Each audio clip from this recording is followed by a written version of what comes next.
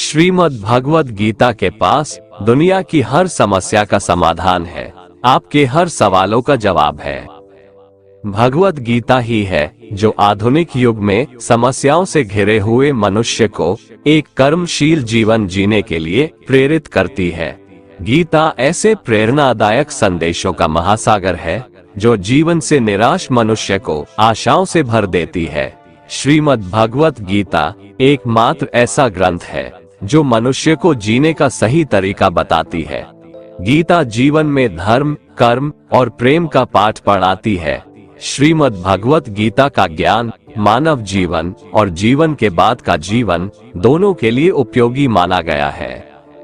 श्रीमद् भगवत गीता भगवान का श्वास है, हृदय है और भगवान की साक्षात मूर्ति है। गीता भगवान का प्रधान रहस्यमय आदेश है।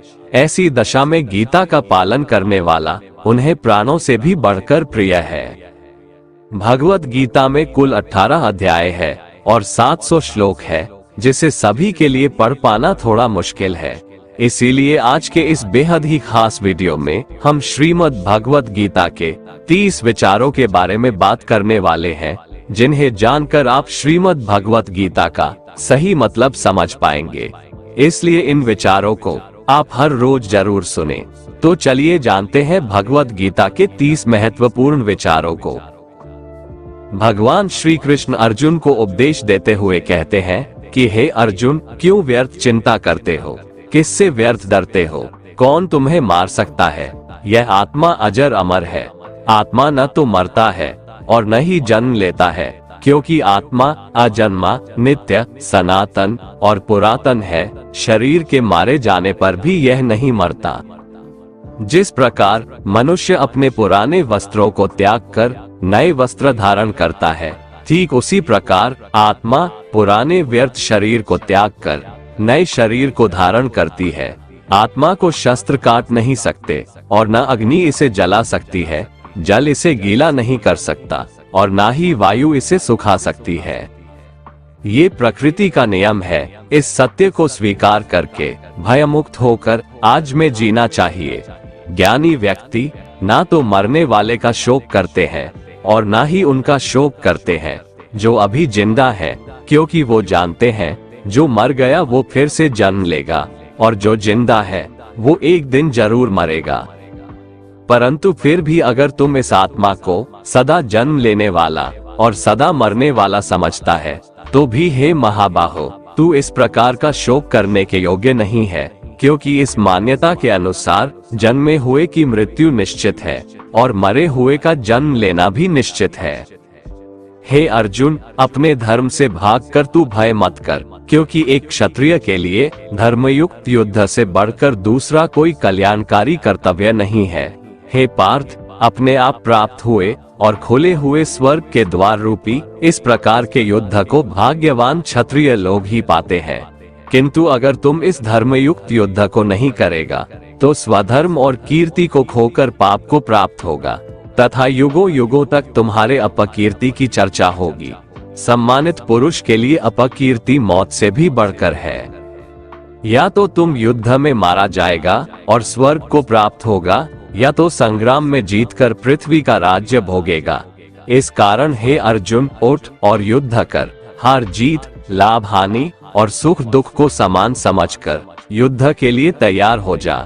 इस प्रकार युद्ध करने से तू पाप को नहीं प्राप्त होगा और यही तुम्हारा सबसे बड़ा धर्म और कर्म है। कर्म पर ज्ञान देते हुए भगवान श्री कृष्ण कहते हैं कि हे अर्जुन, कर्म करो लेकिन फल की इच्छा मत रखो। अपने संपूर्ण कर्मों को भगवान को समर्पित करके करो। जो मनुष्य इस प्रकार से कर्म करता है वह कर्मयोगी कहलाता है। कर्मयोगी की स्थिति इस संसार में एक दाता के समान है और वह कुछ पाने की कभी चिंता नहीं करता। वह जानता है कि वह दे रहा है और बदले में कुछ मांगता नहीं, और इसीलिए वह दुख के चंगुल में नहीं पड़ता। कर्मयोगी कर्म का त्याग नहीं करता है, वह केवल कर्मफल का त्याग करता है और कर्मजनित दुखों से मुक्त हो जाता है। कर्म फल का त्याग कर धर्मनिरपेक्ष कार्य का संपादन भी पूजा के समान हो जाता है। संसार का कोई कार्य ब्रह्म से अलग नहीं है। इसलिए कार्य की प्रकृति कोई भी हो, निष्काम कर्म सदा ईश्वर को ही समर्पित हो जाता है। पुनर्जन्म का कारण वासनाओं या अतृप्त कामनाओं का संचय है। कर्मयोगी कर्मफल के चक्कर में ही नहीं पड़ता, अतः वासनाओं का संचय भी नहीं होता। इस प्रकार कर्मयोगी पुनर्जन्म के बंधन से भी मुक्त हो जाता है। कर्मयोग हमारे आत्मज्ञान को जागृत करता है। इसके बाद हम न केवल अपने वर्तमान जीवन के उद्देश्यों को, बल्कि जीवन के बाद की अपनी गति का पूर्वाभास प्राप्त कर सकते हैं। इस योग में कर्म के द्वारा ईश्वर की प्राप्ति की जाती है। श्रीमद् भगवत गीता में कर्मयोग को सर्वश्रेष्ठ माना गया है। गृहस्थ और कर्मठ व्यक्ति के लिए ये योग अधिक उपयुक्त है। कर्मयोग का कभी नाश नहीं होता। इसके संस्कार साधक के अंतःकरण में स्थित हो जाते हैं और वे साधक को दूसरे जन्म में पुनः साधन में लगा देते हैं। निष्काम भाव से किए गए कर्मों का विपरीत परिणाम भी नहीं होता है और ऐसा साधक भगवान को प्राप्त हो जाता है। श्री भगवान कहते हैं कि आसक्ति रहित कर्म वेदों से भी बढ़कर है। वेद भी सिर्फ 3 गुणों में समाप्त हो जाते हैं, उससे आगे वे भी नहीं जानते। उससे आगे है कर्म योग। श्री भगवान का कहना है कि कर्म करो लेकिन उससे आसक्ति मत रखो। बेहद बड़े जलाशय के प्राप्त हो जाने पर छोटे जलाशय में मनुष्य का जितना प्रयोजन रहता है, उसी तरह से जिसने ब्रह्म तत्व को समझ लिया, तब उसके लिए वेदों की कोई आवश्यकता नहीं रह जाती है। भगवान श्री कृष्ण कहते हैं, श्रेष्ठ पुरुष जैसा आचरण करता है, अन्य पुरुष भी वैसा ही आचरण करते हैं। वह जो कुछ प्रमाण देता है, समस्त मनुष्य समुदाय उन्हीं के पद चिन्हों पर अपने रास्ते चुनता है। इसलिए सज्जन व्यक्तियों को सदैव अच्छा व्यवहार करना चाहिए। हे अर्जुन, मेरा इन तीनों लोकों में न तो कुछ कर्तव्य है और न ही कोई वस्तु प्राप्त करने योग्य है, फिर भी मैं कर्म में ही बरतता हूँ, अर्थात मैं भी कर्म करते हुए अपने कर्तव्य का निर्वाह करता हूँ। श्री भगवान कहते हैं, हे पार्थ, यदि मैं कर्मों को करने में सावधानी ना बरतूं तो बड़ा अनर्थ हो जाएगा, क्योंकि मनुष्य सब प्रकार से मेरे ही मार्ग का अनुसरण करते हैं।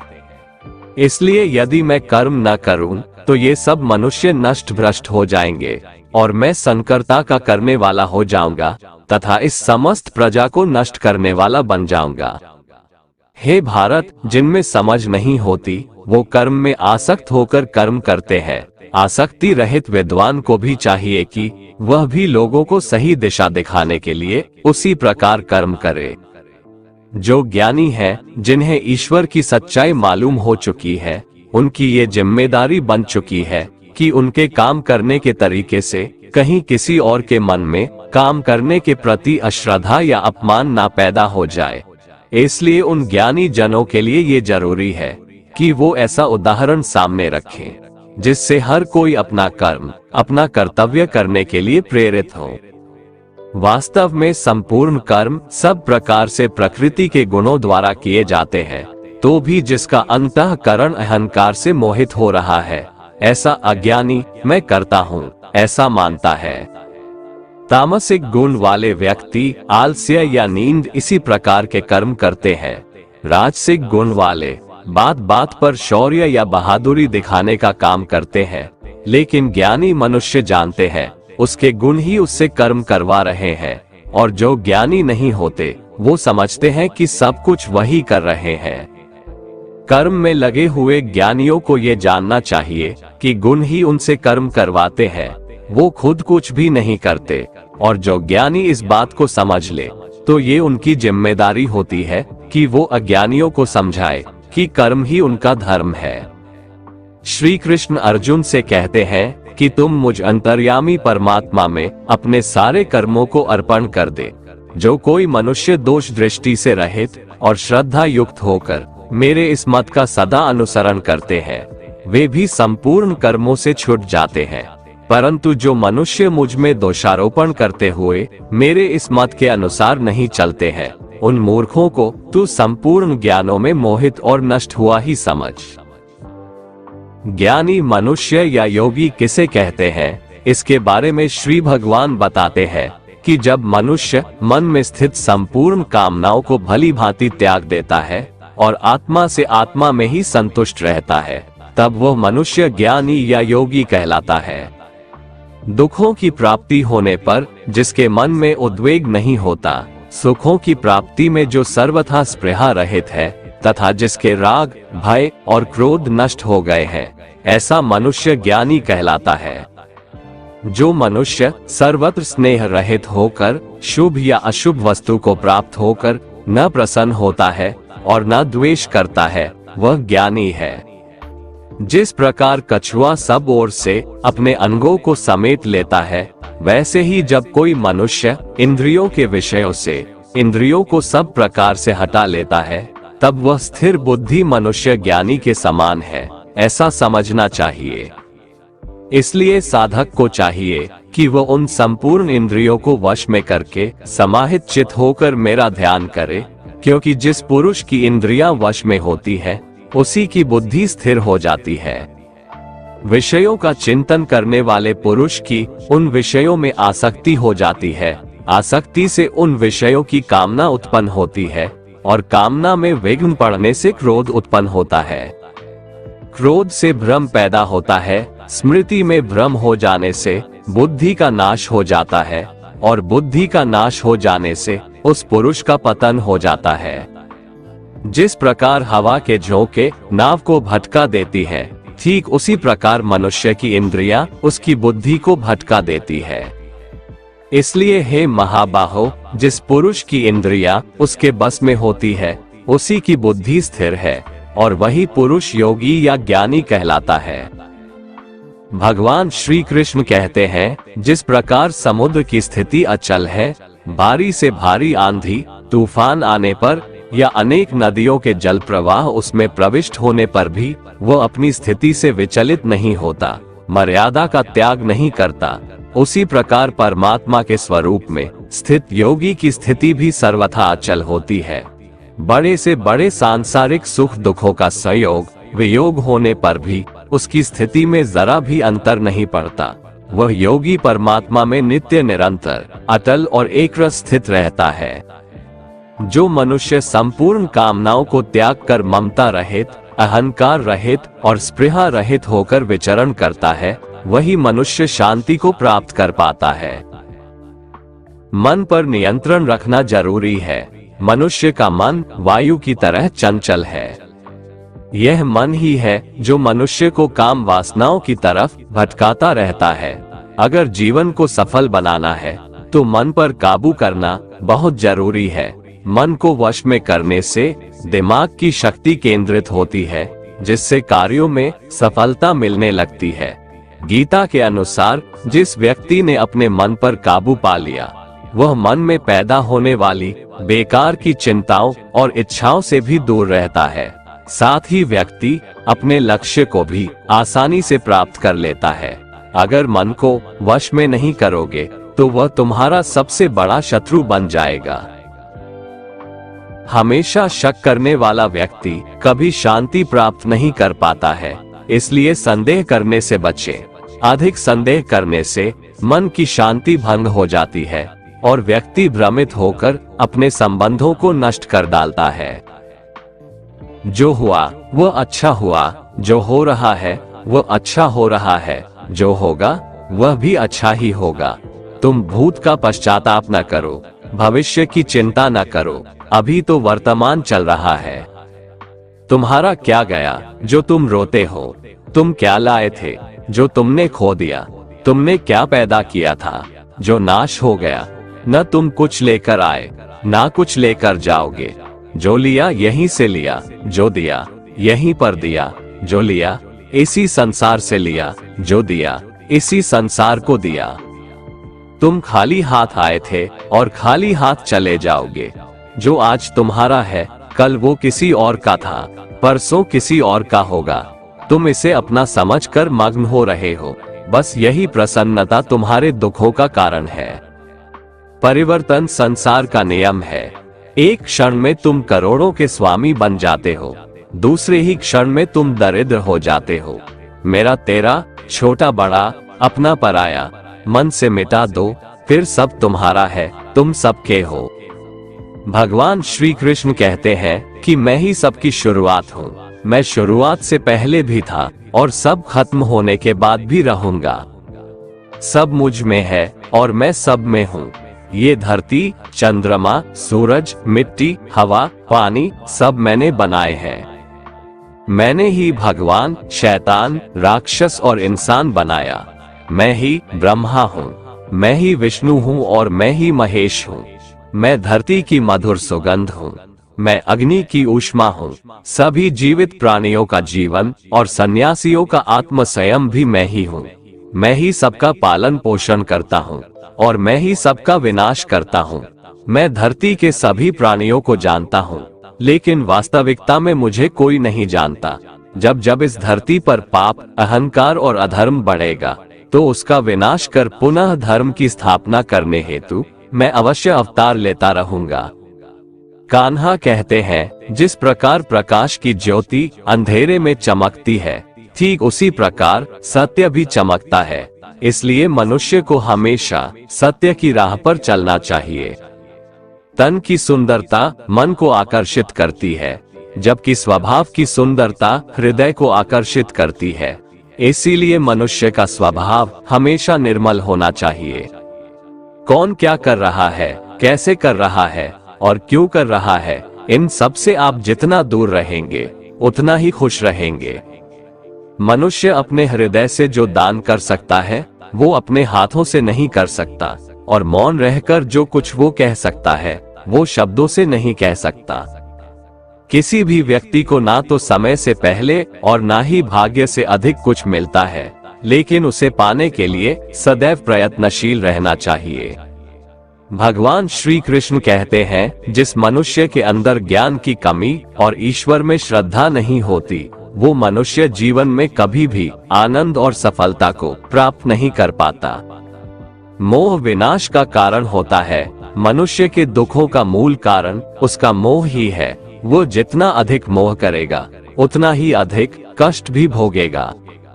ज्यादा खुश होने पर और ज्यादा दुखी होने पर निर्णय नहीं लेना चाहिए, क्योंकि ये दोनों परिस्थितियां आपको सही निर्णय नहीं लेने देती हैं। जो व्यक्ति आध्यात्मिक जागरूकता के शिखर तक पहुंच चुके हैं, उनका मार्ग है निस्वार्थ कर्म, और जो भगवान के साथ संयोजित हो चुके हैं, उनका मार्ग है स्थिरता और शांति।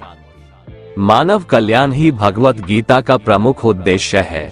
इसलिए मनुष्य को अपने कर्तव्यों का पालन करते समय मानव कल्याण को प्राथमिकता देना चाहिए।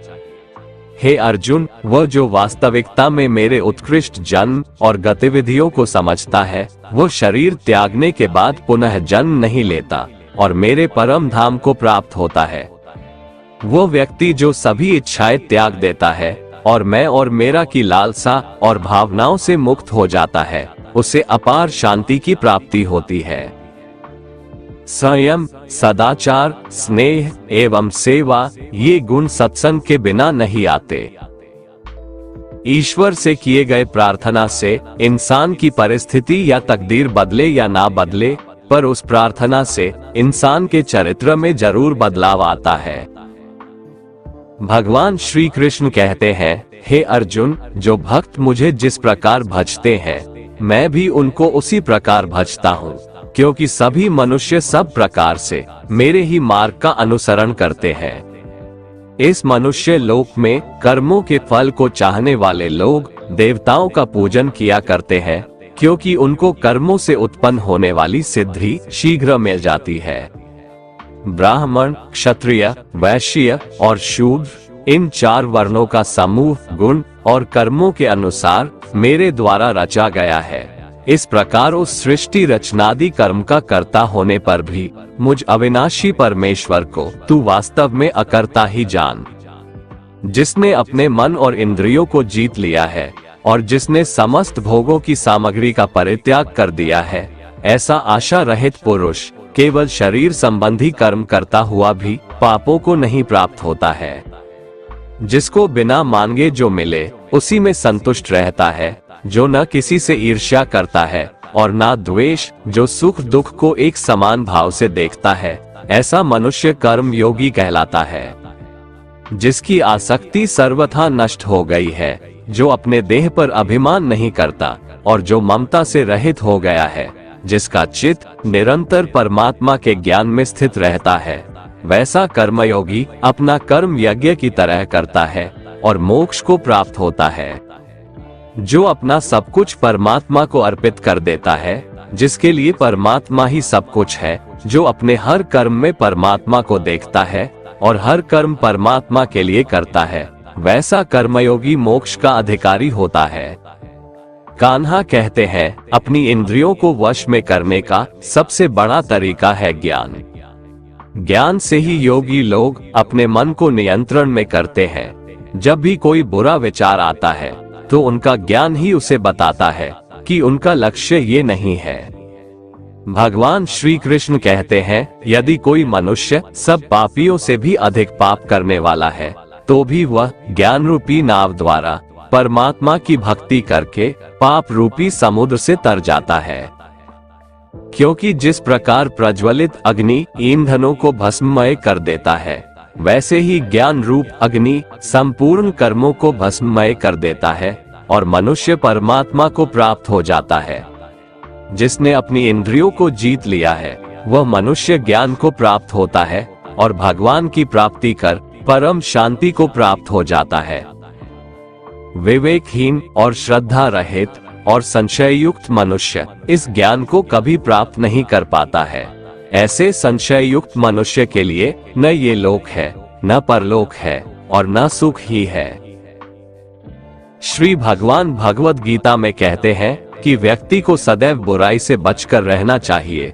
अगर कोई बुरा कर्म करता है तो वह कर्म उसको अपने जीवन में भोगना ही पड़ता है। जिस प्रकार बछड़ा हजारों के झुंड में भी अपनी माँ को खोज लेता है, वैसे ही कर्म का फल आपको हजारों के भीड़ में भी खोज लेगा। माधव कहते हैं, किसी जीव को कष्ट देकर आप मुझे खुश नहीं देख सकते हो। श्री कृष्ण जगत के स्वामी हैं, वह कण कण में निवास करते हैं। छोटे से छोटे जीव के हृदय में ईश्वर का वास होता है। उस जीव को कष्ट का अनुभव होना ईश्वर को कष्ट का अनुभव कराता है। अर्थात किसी जीव को कष्ट देकर अपने ईश्वर को खुश कैसे देख सकते हैं। मनुष्य हमेशा अपने भाग्य को कोसता है, ये जानते हुए भी कि भाग्य से भी ऊंचा उसका कर्म है जो उसके स्वयं के हाथों में है। जितना इंतजार परमात्मा आपसे करवा रहा है, समय आने पर वो इतना देगा कि संभाल भी नहीं पाओगे। कोई आपका साथ ना दे तो निराश मत होना, क्योंकि परमात्मा से बड़ा हमसफर कोई नहीं होता। विश्वास के बगैर इस दुनिया में कोई भी रिश्ता ज्यादा देर तक कायम नहीं रह सकता। केवल ज्ञान ही एक ऐसा अक्षय तत्व है जो कहीं भी किसी भी अवस्था में और किसी भी काल में मनुष्य का साथ नहीं छोड़ता। धरती पर जिस प्रकार मौसम में बदलाव आता है, उसी प्रकार जीवन में भी सुख दुख आता जाता रहता है। युद्ध हो या जीवन, सफलता केवल 3 शस्त्रों से प्राप्त होती है, धर्म, धैर्य और साहस। कोई भी मनुष्य जन्म से नहीं बल्कि अपने कर्मों से महान बनता है। कुछ पाना है तो खुद पर भरोसा कीजिए, क्योंकि सहारे कितने भी सच्चे और अच्छे हो, साथ छोड़ ही जाते हैं। मित्र गरीब है या अमीर मायने नहीं रखता, बल्कि वो आपके बुरे समय में आपका साथ कितना देता है यह मायने रखता है। धर्म चाहे जो भी हो, अच्छे इंसान बनो, हिसाब हमारे कर्म का होगा, धर्म का नहीं। प्रकृति के 3 गुण, सत्व गुण, रज गुण और तम गुण से उत्पन्न होने वाले भाव, उन सबको तू मुझसे उत्पन्न होने वाला समझ, परंतु प्रकृति के गुण मेरे अधीन रहते हैं, मैं उनके अधीन नहीं हूँ। प्रकृति के इन तीनों गुणों से उत्पन्न भावों द्वारा संसार के सभी जीव मोहग्रस्त रहते हैं।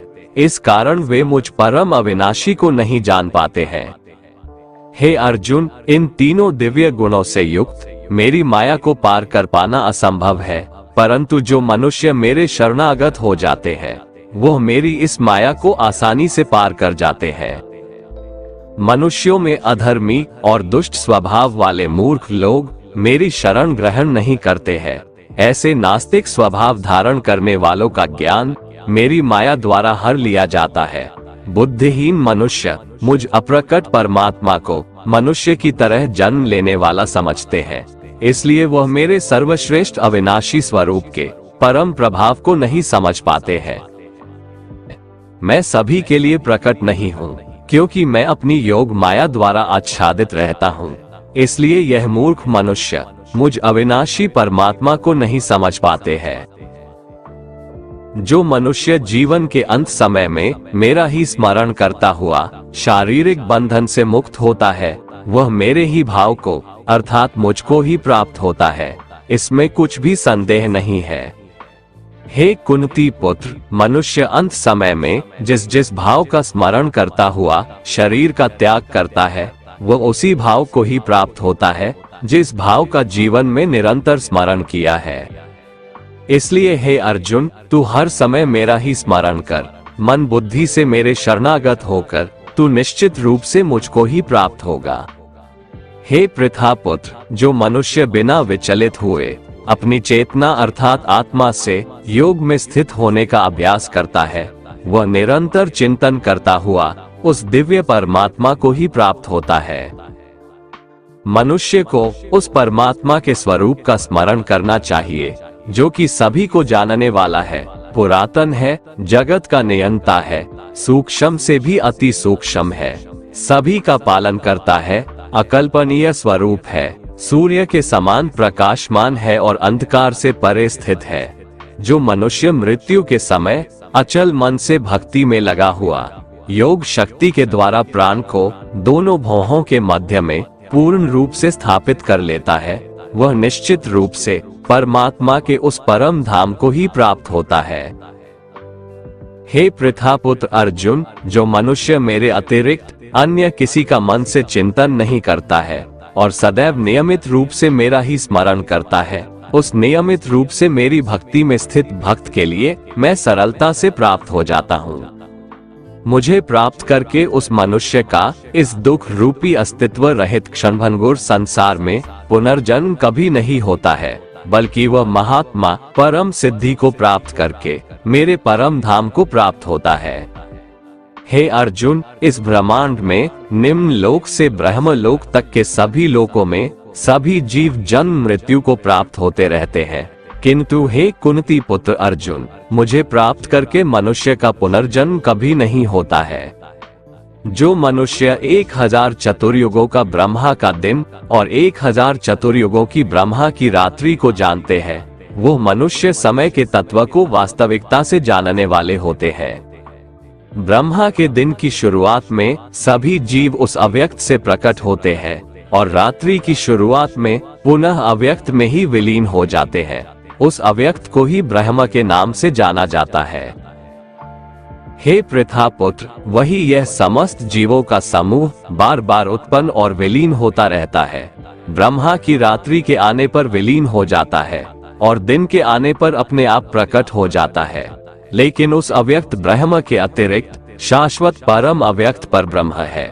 वह पर ब्रह्म सभी जीवों के नाश होने पर भी कभी नष्ट नहीं होता है, जिसे वेदों में अव्यक्त अविनाशी के नाम से कहा गया है। उसी को परम गति कहा जाता है, जिसको प्राप्त करके मनुष्य कभी वापस नहीं आता है, वही मेरा परम धाम है। हे कुंती पुत्र, कल्प के अंत में सभी प्राणी मेरी प्रकृति में प्रवेश करके विलीन हो जाते हैं और अगले कल्प के आरंभ में उनको अपनी इच्छा शक्ति से मैं फिर उत्पन्न करता हूँ। 84 लाख योनियों में सभी प्राणी अपनी इच्छा शक्ति के कारण बार बार मेरी इच्छा शक्ति से विलीन और उत्पन्न होते रहते हैं। ये सभी पूर्ण रूप से खुद ही मेरी इच्छा शक्ति के अधीन होते हैं, अर्थात मेरी प्रकृति के अधीन होते हैं। हे धनंजय, ये सभी कर्म मुझे बांध नहीं पाते हैं, क्योंकि मैं उन कार्यों में बिना किसी फल की इच्छा से उदासीन भाव में स्थित रहता हूँ। हे कुंती पुत्र, मेरी अधीनता में मेरी अपराध शक्ति सभी चर तथा अचर जीव उत्पन्न और विनिष्ट करती रहती है। इसी कारण से यह संसार परिवर्तनशील है। मूर्ख मनुष्य मुझे अपने ही समान जन्म मृत्यु को प्राप्त होने वाला समझते हैं, इसलिए वह सभी मनुष्य जीवात्माओं का परम ईश्वर वाले मेरे स्वभाव को नहीं समझ पाते हैं। ऐसे मनुष्य कभी न पूर्ण होने वाली आशा में, कभी न पूर्ण होने वाले कर्मों में और कभी न प्राप्त होने वाले ज्ञान में मोहग्रस्त होकर मेरी मोहने वाली भौतिक प्रकृति की ओर आकृष्ट होकर निश्चित रूप से राक्षसी प्रवृत्ति और आसुरी स्वभाव धारण किए रहते हैं। हे पृथा पुत्र, मोह से मुक्त हुए महापुरुष दैवीय स्वभाव को धारण करके मेरी शरण ग्रहण करते हैं और मुझको सभी जीवात्माओं का उद्गम जानकर अनन्य भाव से मुझ अविनाशी का स्मरण करते हैं। ऐसे महापुरुष दृढ़ संकल्प से प्रयत्न करके निरंतर मेरे नाम और महिमा का गुणगान करते हैं और सदैव मेरी भक्ति में स्थिर होकर मुझे बार बार प्रणाम करते हुए मेरी पूजा करते हैं।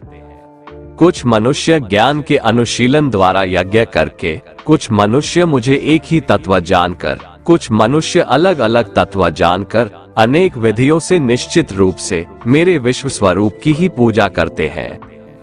हे अर्जुन, मैं ही वैदिक कर्मकांड को करने वाला हूँ, मैं ही यज्ञ हूँ, मैं ही पितरों को दिए जाने वाला तर्पण हूँ, मैं ही जड़ी बूटी रूप में औषधि हूँ, मैं ही मंत्र हूँ, मैं ही घृत हूँ, मैं ही अग्नि हूँ और मैं ही हवन में दी जाने वाली आहुति हूँ। इस संपूर्ण ब्रह्मांड का मैं ही पालन करने वाला पिता हूँ, मैं ही उत्पन्न करने वाली माता हूँ, मैं ही मूल स्रोत दाता हूँ, मैं ही इसे धारण करने वाला हूँ, मैं ही पवित्र करने वाला ओंकार शब्द से जानने योग्य हूँ, मैं ही ऋग्वेद, सामवेद और यजुर्वेद हूँ। मैं ही सभी प्राप्त होने वाला परम लक्ष्य हूँ, मैं ही सभी का भरण पोषण करने वाला हूँ, मैं ही सभी का स्वामी हूँ, मैं ही सभी के अच्छे बुरे कर्मों को देखने वाला हूँ, मैं ही सभी का परम धाम हूँ, मैं ही सभी की शरण स्थली हूँ, मैं ही सभी से प्रेम करने वाला घनिष्ठ मित्र हूँ, मैं ही सृष्टि को उत्पन्न करने वाला हूँ, मैं ही सृष्टि का संहार करने वाला हूँ, मैं ही सभी का स्थिर आधार हूँ, मैं ही सभी को आश्रय देने वाला हूँ और मैं ही सभी का अविनाशी कारण हूँ। हे अर्जुन, मैं ही सूर्य रूप में तपकर जल को भाप रूप में रोककर बारिश रूप में उत्पन्न होता हूँ, मैं ही निश्चित रूप से अमर तत्व हूँ, मैं ही मृत तत्व हूँ, मैं ही सत्य रूप में तत्व हूँ और मैं ही असत्य रूप में पदार्थ हूँ। जो मनुष्य तीनों वेदों के अनुसार यज्ञों के द्वारा मेरी पूजा करके सभी पापों से पवित्र होकर स्वर्ग लोकों की प्राप्ति के लिए प्रार्थना करते हैं, वह मनुष्य अपने पुण्यों के फल स्वरूप इंद्र लोक में जन्म को प्राप्त होकर स्वर्ग में देवी देवताओं वाले सुखों को भोगते हैं। वह जीवात्मा उस विशाल स्वर्ग लोक के सुखों का भोग करके पुण्य फलों के समाप्त होने पर इस मृत्यु लोक में पुनः जन्म को प्राप्त होते हैं।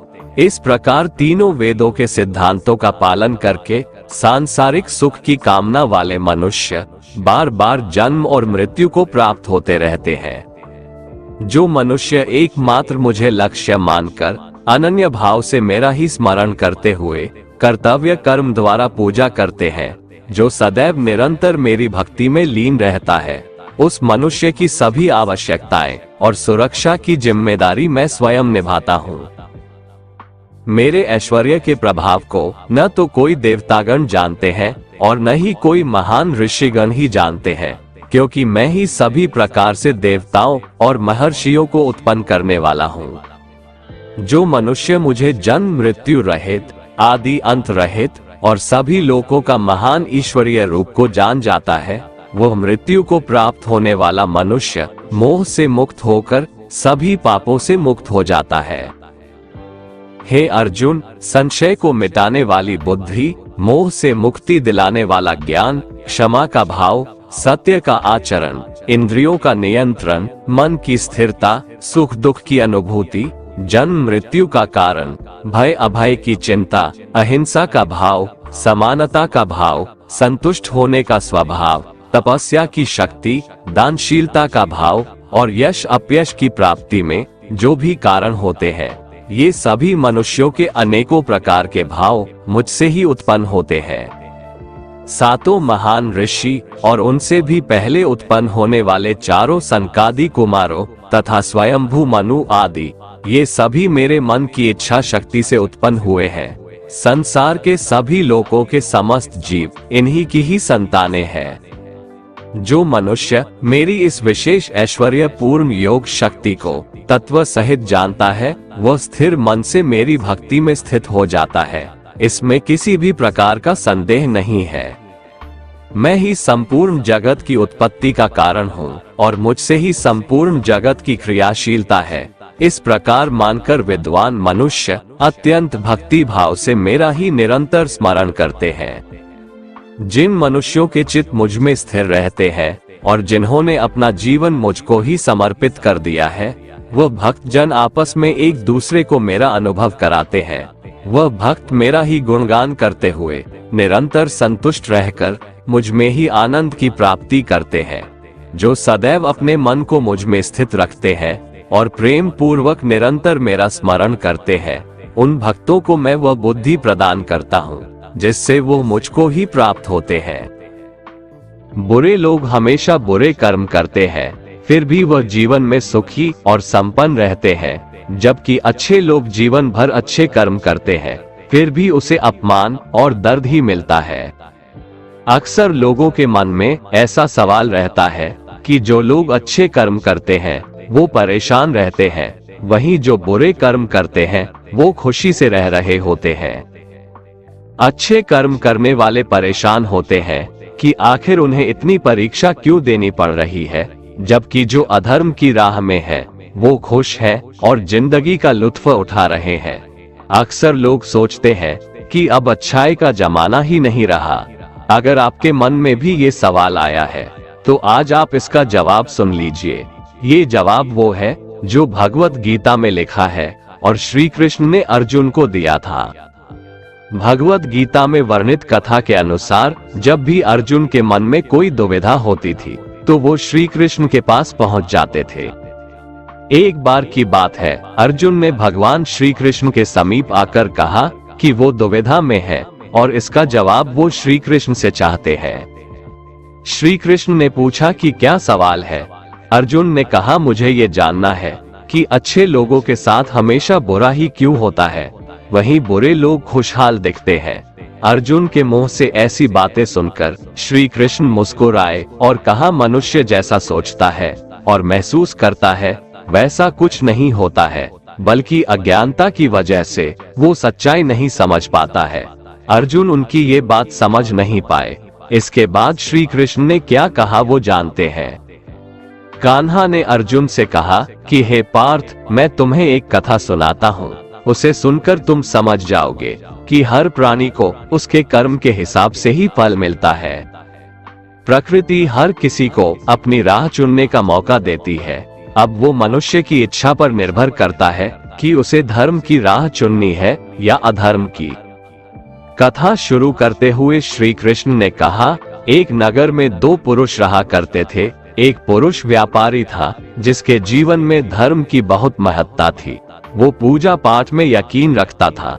वो हर रोज मंदिर जाता था और दान धर्म भी करता था और हर रोज भगवान की पूजा करता था।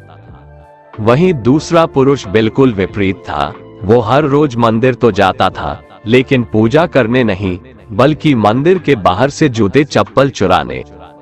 उसे दान और धर्म से कोई लेना देना नहीं था। समय बीतता गया और एक दिन बहुत जोर की बारिश हो रही थी। इस वजह से मंदिर में पुजारी के अलावा कोई नहीं था। ये बात जब दूसरे पुरुष को पता चली तो उसने कहा कि ये सही मौका है मंदिर का धन चुराने का। पंडित से नजर बचाकर उसने मंदिर का सारा धन चुरा लिया।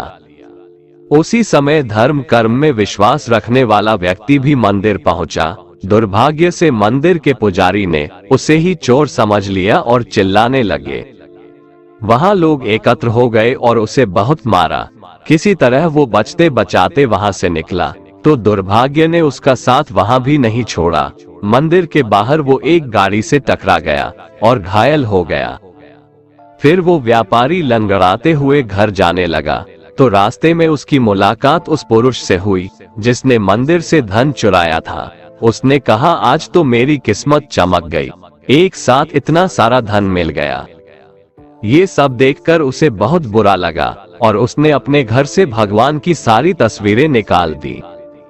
कुछ सालों बाद दोनों की पुरुषों की मृत्यु हो गई। मरने के बाद जब दोनों यमराज की सभा में पहुंचे और भले पुरुष ने दूसरे व्यक्ति को देखा तो उसे बहुत गुस्सा आया। उसने क्रोधित होकर यमराज से पूछ ही लिया, मैं तो हमेशा अच्छे कर्म करता था, दान में विश्वास रखता था, उसके बदले जीवन भर मुझे अपमान और दर्द ही मिला और इस व्यक्ति को नोटों से भरी पोटली, आखिर ऐसा भेदभाव क्यों? इस पर यमराज ने कहा, पुत्र तुम गलत समझ रहे हो। जिस दिन तुम्हारी गाड़ी से टक्कर हुई थी वो दिन तुम्हारे जीवन का आखिरी दिन था, परंतु तुम्हारे अच्छे कर्मों की वजह से तुम्हारी मौत सिर्फ एक छोटी से चोट में बदल गई। तुम इस दुष्ट व्यक्ति के बारे में जानना चाहते हो? दरअसल इसके भाग्य में राजयोग था, मगर इसके कुकर्मों और अधर्म की वजह से वो सिर्फ एक छोटी सी धन की पोटली में बदल गया। कथा सुनाने के बाद श्री कृष्ण अर्जुन से कहते हैं, पार्थ क्या अब तुम्हें तुम्हारे सवाल का जवाब मिल गया? ऐसा सोचना कि भगवान तुम्हारे कर्मों को नजरअंदाज कर रहे हैं, ये बिल्कुल भी सत्य नहीं है। भगवान हमें कब, क्या, किस रूप में दे रहा है, मनुष्य को समझ में नहीं आता है, मगर आप अच्छे कर्म करते रहें तो भगवान की कृपा हमेशा बनी रहती है। इसलिए अपने अच्छे कर्मों को बदलना नहीं चाहिए, क्योंकि उसका फल हमें इसी जीवन में मिलता है। इसलिए मनुष्य का फर्ज है कि वो हमेशा अच्छे कर्म करते रहें, क्योंकि श्री कृष्ण ने गीता में भी बताया है कि किसी के द्वारा किया गया कर्म बेकार नहीं जाता है, चाहे वो अच्छा हो या बुरा। इस दुनिया में हारे हुए इंसान की, तकलीफ में पड़े हुए इंसान की कोई मदद नहीं करता, और अगर कोई इंसान थोड़ा सा सफल हो जाए तो उससे कोई खुश नहीं होता। इसलिए अपना दुख किसी को बताओ मत और अपनी खुशी किसी के आगे जताओ मत। मनुष्य का आहार हमेशा सात्विक और संतुलित होना चाहिए। जिस इंसान को ये समझ नहीं कि क्या खाना चाहिए, कितना खाना चाहिए, कहाँ खाना चाहिए और कैसे खाना चाहिए, वो परमात्मा को कभी नहीं पा सकता। जो मनुष्य मुझसे परम प्रेम करके इस परम रहस्य युक्त गीता शास्त्र को मेरे भक्तों में कहेगा, वो मुझको ही प्राप्त होगा, इसमें कोई संदेह नहीं है। उससे बढ़कर मेरा प्रिय कार्य करने वाला मनुष्यों में कोई भी नहीं है, तथा पृथ्वी भर में उससे बढ़कर मेरा प्रिय दूसरा कोई भविष्य में होगा भी नहीं। जो मनुष्य श्रद्धायुक्त दोषों से रहित होकर इस गीता शास्त्र का श्रवण भी करेगा, वह भी सभी पापों से मुक्त होकर मेरे परम धाम को प्राप्त होगा। दोस्तों, अगर आपको हमारा ये वीडियो पसंद आया तो कमेंट में जय श्री राधे कृष्ण लिखें और ऐसे ही प्रेरणादायक वीडियो देखने के लिए हमारे चैनल को सब्सक्राइब कर लें। जय श्री राधे कृष्ण।